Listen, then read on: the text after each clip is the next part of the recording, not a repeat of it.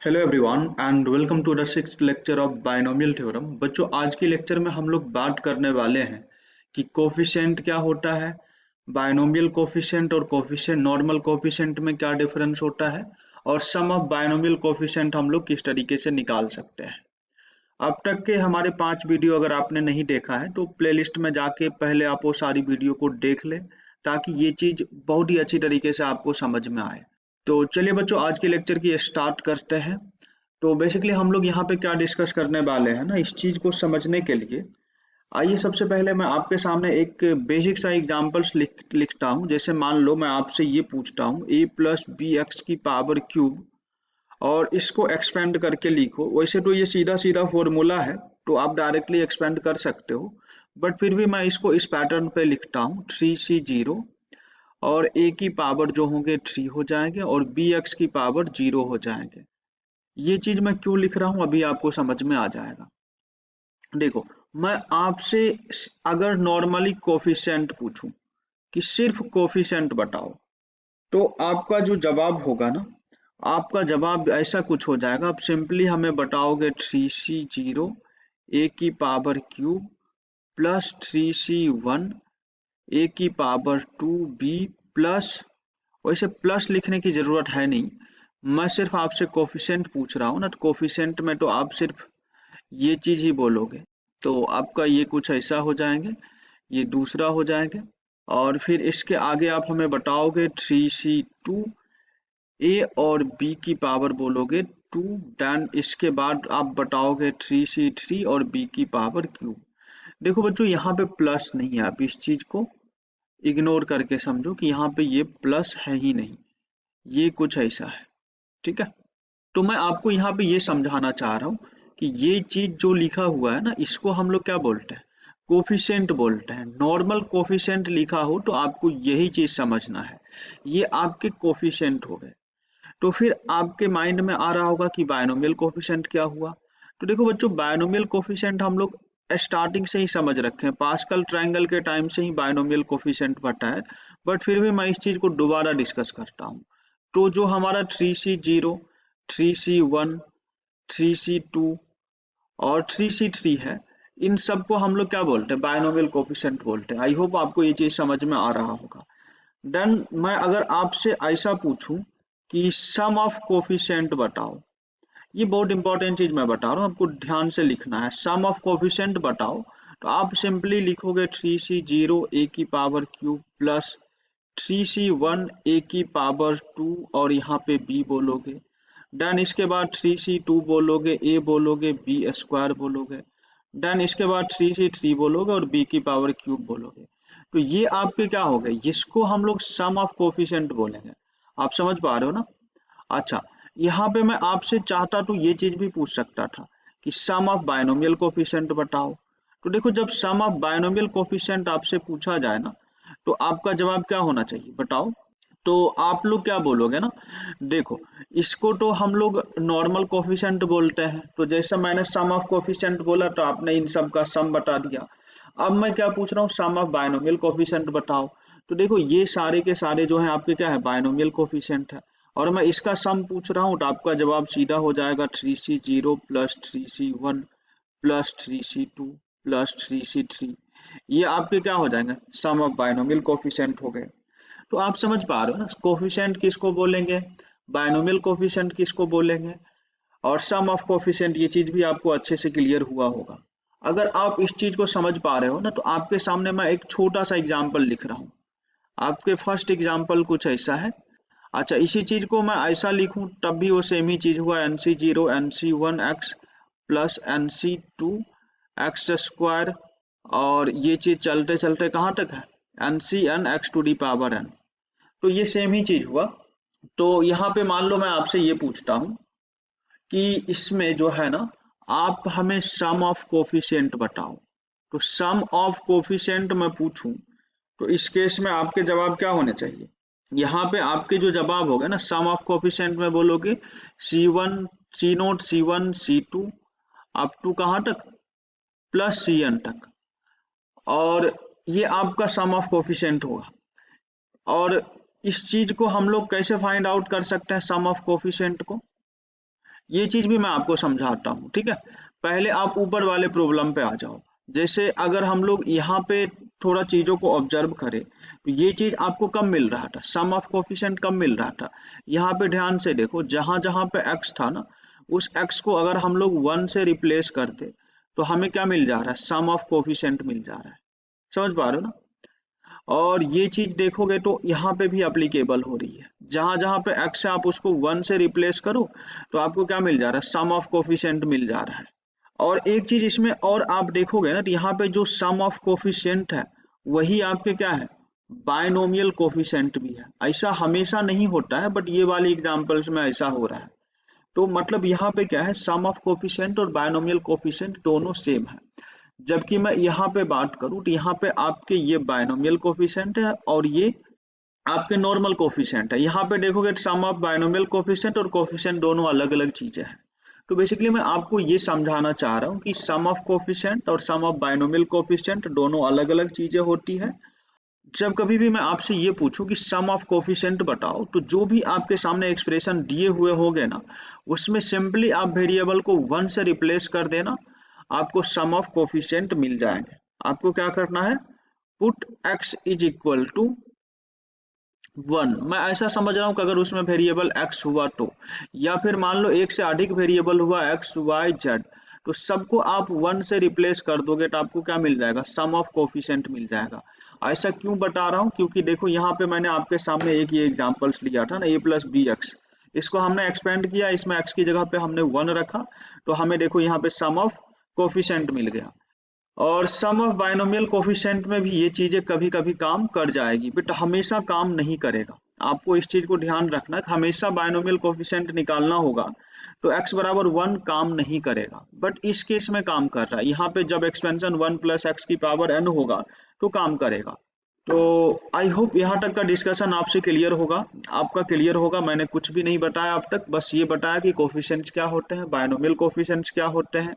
जब आपको सम of normal coefficient निकालना होगा तो वेरिएबल को बेसिकली 1 से रिप्लेस करो, जबकि ये चीज सम ऑफ बायनोमियल कोफिशिएंट में लागू हो भी सकती है, नहीं भी हो सकती।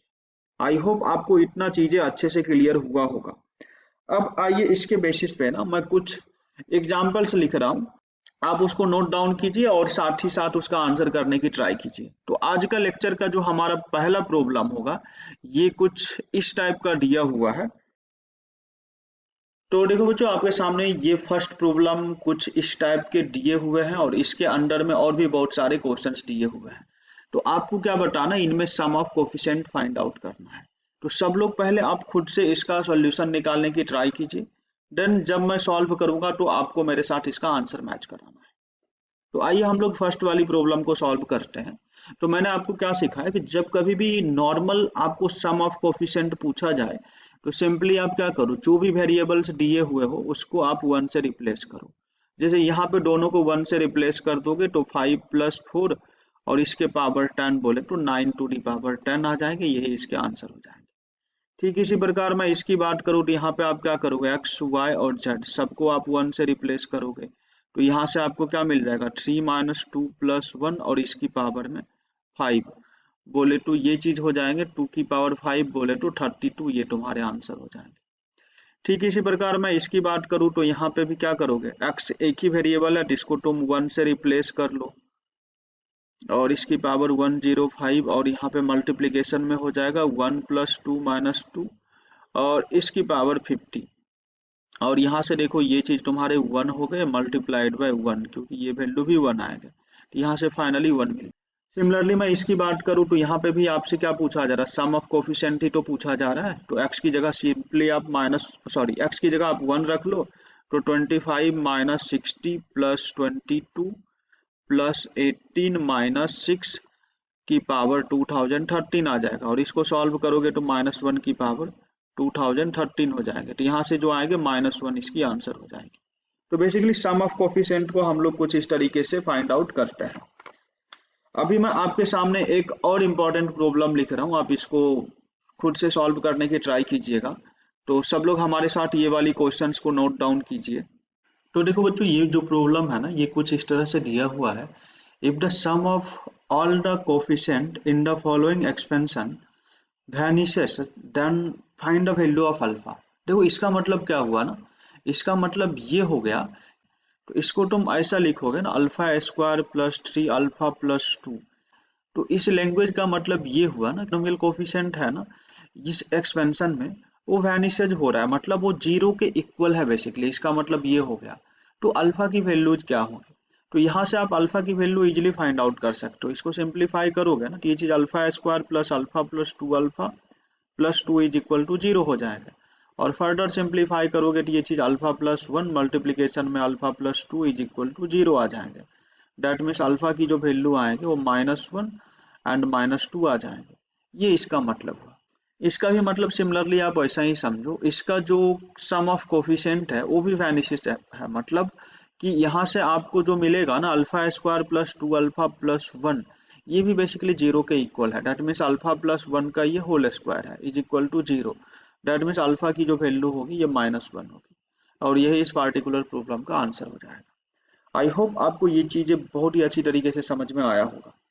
आइए इसी कॉन्सेप्ट पे बेस्ड हम कुछ और प्रॉब्लम का प्रैक्टिस करते हैं। तो आपके सामने अगला प्रॉब्लम कुछ इस टाइप का रहा। तो देखो सिंपल सा फंडा है, यहाँ पे आपसे क्या बोला गया है ना कि सम ऑफ बायनोमियल कोफिशिएंट की बात कर रहे हैं। अब तक जो हमने निकाल रहे थे, हम लोग क्या निकाल रहे, सम ऑफ कोफिशिएंट निकाल रहे थे। यहाँ पे देख रहे हो ना, तो सम ऑफ कोफिशिएंट के लिए मैंने सिंपली क्या बोला था कि x की जगह आप 1 रखोगे तो सम ऑफ कोफिशिएंट आपको मिल जाएंगे। बट यहाँ पे देखोगे ना, गौर से देखोगे तो यहाँ पे वो पूछा ही नहीं, वो आपसे क्या पूछ रहा है, सम ऑफ द बायनोमियल कोफिशिएंट।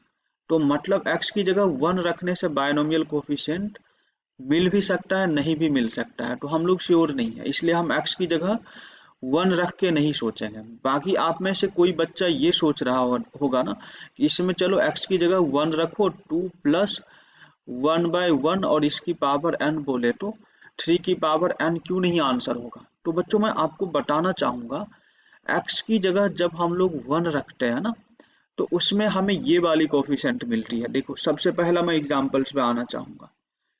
जैसे यहाँ पे देखो, यहाँ पे ये पूरा चीज लिखा हुआ था, ये वाला पार्ट। यहाँ पे देखो ये पूरा चीज लिखा हुआ था, ये x की वैल्यू रखोगे तो आपको सिर्फ ये मिलेगा। डेट मीन्स यहाँ से आपको ये पूरा का सम मिल जाएगा। आप समझ पा रहे हो ना।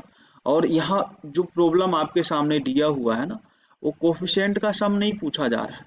देख लो ना यहाँ पे क्या दिया हुआ है, if the sum of the binomial coefficient. That means वो क्या पूछना चाह रहा है, ये आपसे सिर्फ ये पूछना चाह रहा है कि मान लो कि हमारे जो ये वैल्यू है ना, मतलब ये सिर्फ 3C0 होता है, और यहाँ पे समझो कि 3C1 होता है, 3C2 होता है, 3C3 होता है।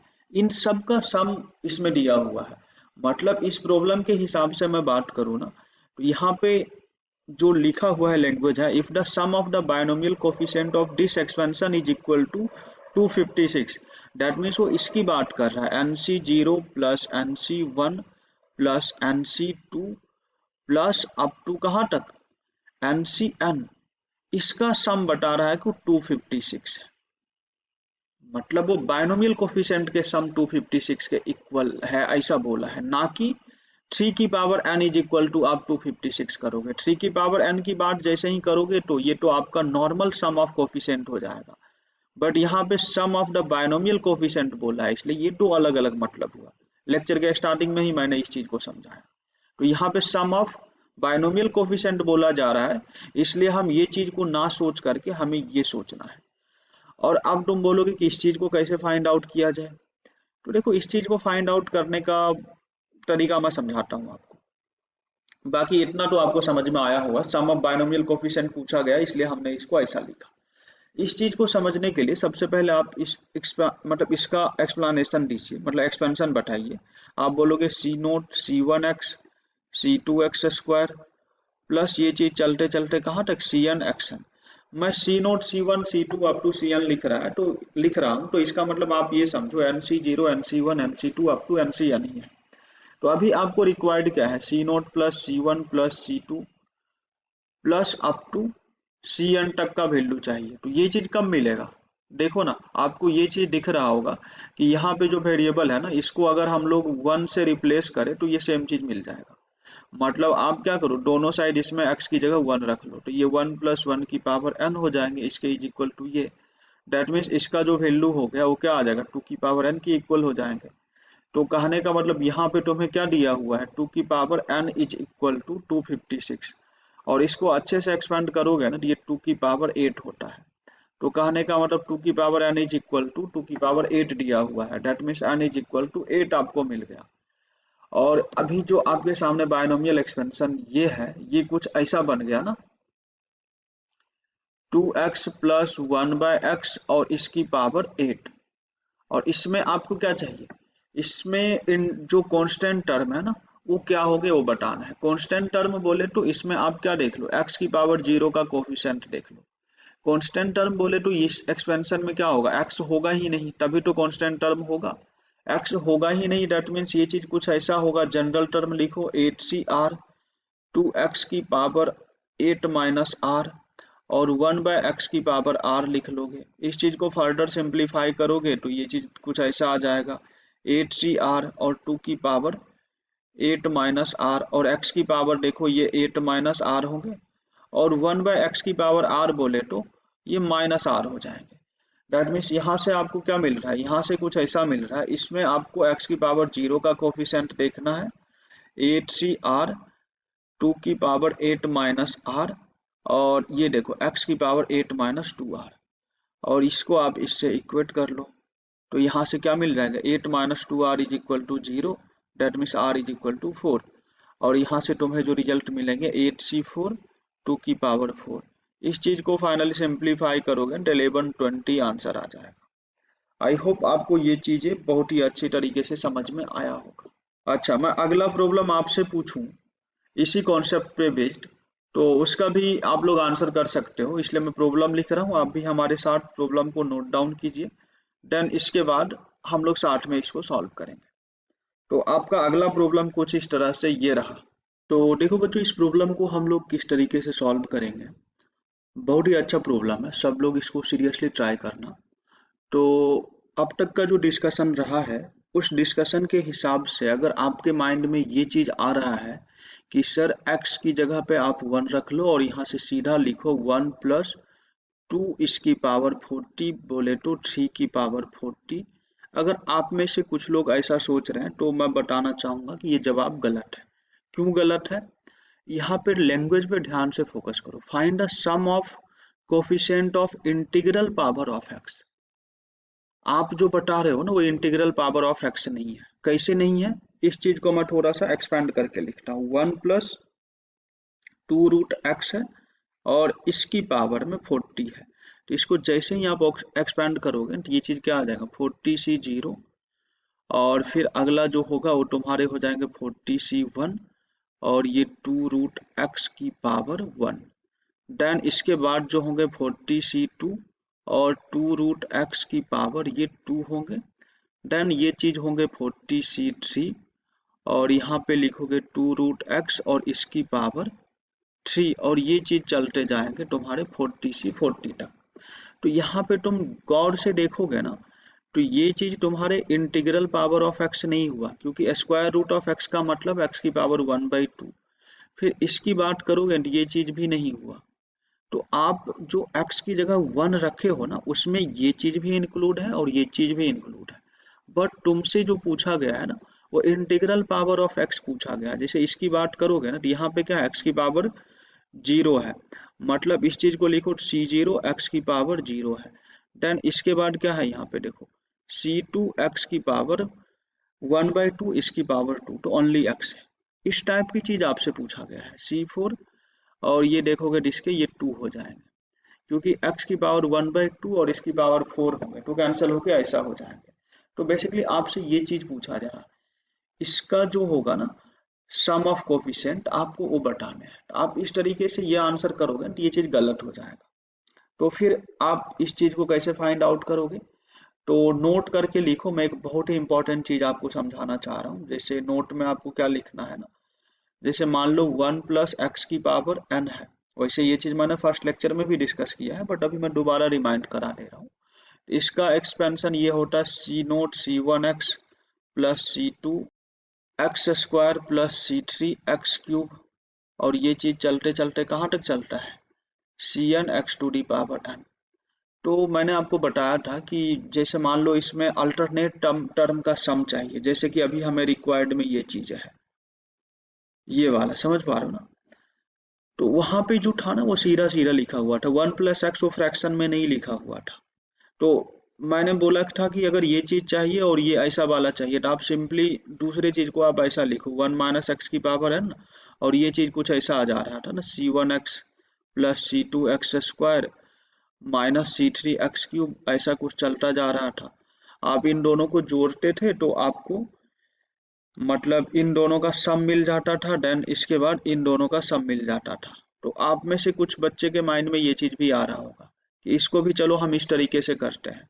तो मैं बताना चाहूंगा कि अगेन वो लॉजिकली गलत हो जाएंगे, क्योंकि x की जगह यहाँ पे -1 नहीं रख सकते हो। जैसे ही रखोगे तो 1 प्लस टू रूट ऑफ -1 ये डिफाइंड नहीं होगा, आयोटा चला जाएगा। तो ये चीज भी हम नहीं सोच सकते हैं। तो फिर क्या सोचना है, उस चीज को मैं समझाता हूँ। जब कभी भी ये चीज ऐसा कुछ लिखा रहे, वन प्लस फ्रैक्शनल वैल्यू, जैसे कि यहाँ पे क्या लिखा हुआ है, स्क्वायर रूट ऑफ एक्स और इसकी पावर समथिंग हो, तो इस चीज में आपको क्या करना, एक तो इसका नॉर्मल एक्सपेंशन लिखो, दूसरा इसका कंजुगेट का एक्सपेंशन एक्सपेंड कर लो, कुछ इस टाइप की चीजों को। और वापस आप इसको ऐड या सब्ट्रैक्ट करोगे ना, तो फिर आपको अल्टरनेटिवली टर्म मिल जाएगा।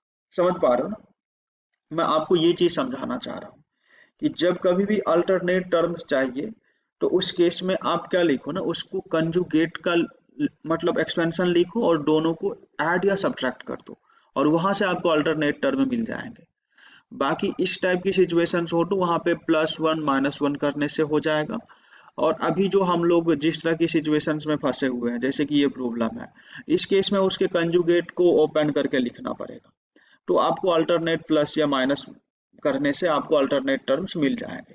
जैसे मैं इसकी बात करूं तो यहाँ पे अपने पास क्या है, 1 प्लस ये 2 है, और यहाँ पे स्क्वायर रूट ऑफ एक्स है और इसकी पावर 40 है। तो जैसे मैं इसको ओपन करूं तो यहाँ से हमें क्या मिलेंगे, पहली चीज तो C0 मिलेंगे, देन C1 और 2 रूट एक्स की पावर 1 ही रहेंगे, देन C2 मिलेंगे, फिर यहाँ पे क्या मिलेंगे, 2 रूट एक्स इसकी पावर 2, देन C3 मिलेंगे, यहाँ पे क्या मिलेंगे, 2 रूट एक्स इसकी पावर 3, और ये चीज चलते चलते आपको एट द एंड मिलेंगे C40 और 2 रूट एक्स और इसकी पावर में 40, ऐसा कुछ मिल जाएगा। अभी हम क्या बता रहे हैं कि इसमें -1 यहाँ पे नहीं रखना है, क्योंकि वो तो अनडिफाइंड हो जाएगा, तो आपको इसके कंजुगेट लेने हैं। इसके कंजुगेट हो जाएंगे 1 माइनस 2 रूट एक्स और इसके पावर में 40 को एक्सपेंड कर देना है, तो ये C0 हो जाएंगे, माइनस C1 2 रूट एक्स हो जाएंगे। देन इसकी बात करोगे तो ये C2 और ये 2 रूट एक्स की पावर 2 हो जाएंगे, ये माइनस C3 हो जाएंगे, और ये 2 रूट एक्स की पावर क्यूब हो जाएंगे, और ये चीज ऐसा चलता चलता एट द एंड यहाँ पे C40 होंगे, और ये देखो तुम्हारे हो जाएंगे 2 रूट एक्स और इसकी पावर 40। और यहाँ पे क्या करोगे ना, आप यहाँ पे सीधा सीधा जोड़ दोगे ना, तो आपको क्या मिल जाएंगे, इंटीग्रल वाला कोफिशिएंट। क्योंकि देखो ना, जीरो को भी हम लोग इंटीजर बोलते हैं, बस पॉजिटिव इंटीजर नहीं है, जीरो भी इंटीजर है। तो यहाँ पे क्या है, एक्स की पावर 0 है तो ये भी इंटीजर हुआ। यहाँ पे देखो, यहाँ पे क्या है, एक्स की पावर देखो 1/2 और 2 कैंसिल होके 1 आ जा रहा है, तो मतलब यहाँ पे एक्स की पावर 1 है, ये भी इंटीजर है। तो समझ पा रहे हो, ये 0 है इसलिए इसको हम लोग इंटीजर बोलेंगे, एक्स की पावर 1 है तो ये भी इंटीजर हुए, 2 है तो ये भी इंटीजर हो गए।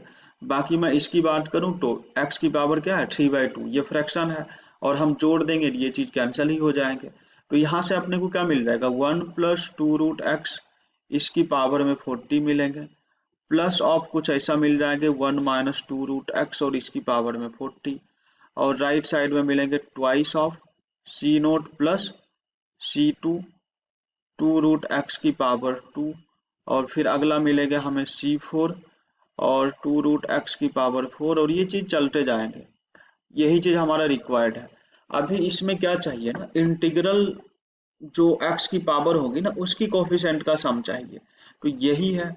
और यहाँ पे कोफिशिएंट का सम चाहिए, डेट मीन्स दोनों साइड क्या रख लोगे, एक्स की जगह आप 1 रख लो, तो यहाँ से कुछ ऐसा आ जाएगा, 1 प्लस 2 की पावर 40 और प्लस ऑफ 1 माइनस 2 की पावर 40, और ये 2 जो एक्स्ट्रा में है इसको आप इधर इस साइड लेके आ जाओ, और ये चीज क्या मिल जाएंगे, C0 प्लस C2 और 2 रूट एक्स की पावर 2x की जगह 1 रखोगे। वैसे इसके लिखने की जरूरत है नहीं क्योंकि इसी का वैल्यू तो पूछा जा रहा है, तो इसको लिखो ना लिखो कोई फर्क नहीं पड़ रहा है। यहाँ से जो मिलेंगे 3 की पावर 40 प्लस 1 डिवाइड बाई 2, ये तुम्हारे क्या आ जाएंगे, फाइनल आंसर होंगे। जो x की इंटीग्रल पावर हो गए ना उसके कोफिशिएंट का सम तुम्हें फाइनली यही मिलेंगे। आई होप आपको ये चीजें समझ में आया होगा। आइए इस कॉन्सेप्ट पे बेस्ड एक लास्ट टाइप की प्रॉब्लम को करते हैं, देन इस लेक्चर को अपन फिनिश करेंगे। तो आपका जो अगला इसमें प्रॉब्लम का टाइप है ना उसको आप लोग हमारे साथ नोट डाउन कीजिएगा। ये कुछ ऐसा है कि इसका जो है ना T3R-1 प्लस 1 बोले तो T3Rth टर्म जो है इस एक्सपेंशन में 1 प्लस एक्स की पावर 2n में, ये क्या है, या ये तुम्हारे हो जाएंगे 2n C3R-1 और 1 की पावर में लिखोगे तुम 2n माइनस ऑफ 3R-1 और देन यहाँ पे लिखोगे x की पावर 3R-1। तो यहाँ से जो ये तुम्हारे कोफिशिएंट आ रहे हैं ना, ये कोफिशिएंट बेसिकली इक्वल हैं किसके, ये जो इक्वल हैं ये है तुम्हारे टी आर प्लस 2 के इक्वल। तो टी आर प्लस 2 को हम लोग ऐसा लिख सकते हैं टी आर प्लस 1 मतलब आर प्लस 2 टर्म का जो कोफिशिएंट आएंगे इस एक्सपेंशन में ये कुछ ऐसा आ जाएंगे 2n सी आर प्लस 1 और यहाँ पे 1 की power 2n minus of r plus 1 और डन ये चीज आ जाएंगे x की पावर r प्लस 1। तो यहाँ पे क्या बोला जा रहा है, ये जो हमारे कोफिशिएंट है व्हाइट वाली और ये जो हमारे येलो वाली कोफिशिएंट है ये दोनों आपस में इक्वल है, ऐसा प्रॉब्लम में बोला जा रहा है। डेट मीन्स यहाँ से आप क्या समझोगे 2nc3r-1 is equal to 2ncr plus 1। तो आपको इसमें r और n के बीच में रिलेशन फाइंड आउट करना है। तो ये चीज बहुत ही सिंपल हो गया क्योंकि पीएनसी के टाइम पे मैंने आपको ये सिखाया था NC x is equal to NC y अगर रहे तो पहले चीज तो आप x is equal to y करोगे या फिर आप क्या लिखोगे x plus y is equal to n. तो यहाँ पे भी हम लोग वही सेम चीज को सोचेंगे। ये देखो आपके क्या है, ये दोनों आपस में इक्वल होंगे या फिर तुम बोलोगे कि 3r-1 plus r plus 1 is equal to 2n होने चाहिए। That means 4r is equal to 2n। तो r के बीच में क्या रिलेशन आ गया, r is equal to n/2 और यही इस पार्टिकुलर प्रॉब्लम का आंसर हो गया। आई होप आपको ये चीजें समझ में आ रही होगी। बाकी इसी टाइप के एक और मैं होमवर्क के लिए प्रॉब्लम आपके सामने छोड़ता हूँ, आप इसको as a homework problem try कीजिएगा। बाकी हम लोग इतना ज़्यादा प्रैक्टिस किए हैं तो मैं 100% श्योर हूँ कि आप इसका आंसर बहुत ही इजीली कर पाओगे। तो इसी तरह से और भी अच्छे अच्छे प्रॉब्लम का सॉल्यूशन देखने के लिए आप हमारे चैनल को सब्सक्राइब कर सकते हो। साथ ही साथ मैं बायनोमियल का कंप्लीट सीरीज बना रहा हूँ एकदम बेसिक टू एडवांस लेवल।